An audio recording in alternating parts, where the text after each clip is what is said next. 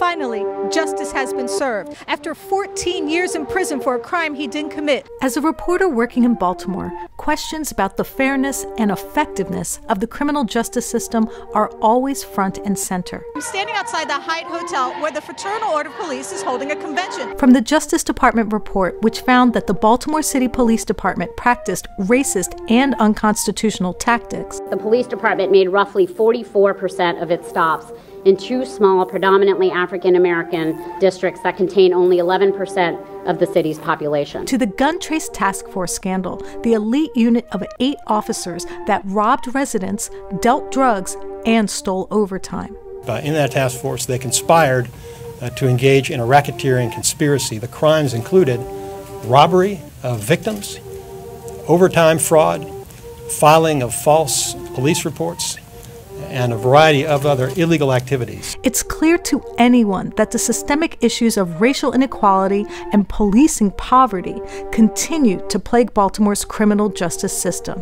And they're treating us like animals. And as a Black woman, I am also acutely aware of how those larger issues of institutional racism and gender bias harm us directly. But it was a scandal at the public housing project called Perkins Homes that made me aware of another problem.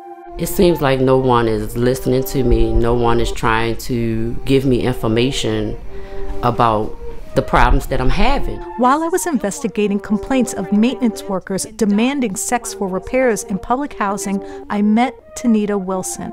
After spending weeks talking to her about her own experiences, I began to realize that beyond the statistics, the reports, and the politicians, something was being lost. I was in an uncompromised position. I had to do what I have to do in order to pay that bill.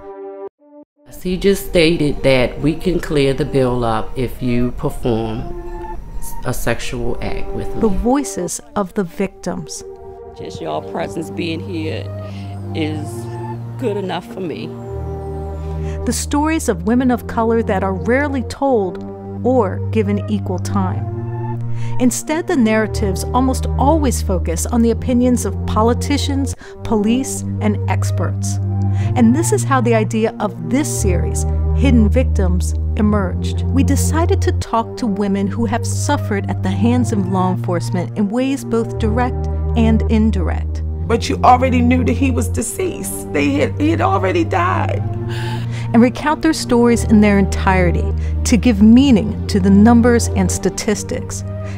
That was the worst experience of my life. Bothering that it clearly looks like a homicide. It smells like a homicide. Like, why wouldn't it be investigated as such? And most of this series will do what the mainstream media rarely does.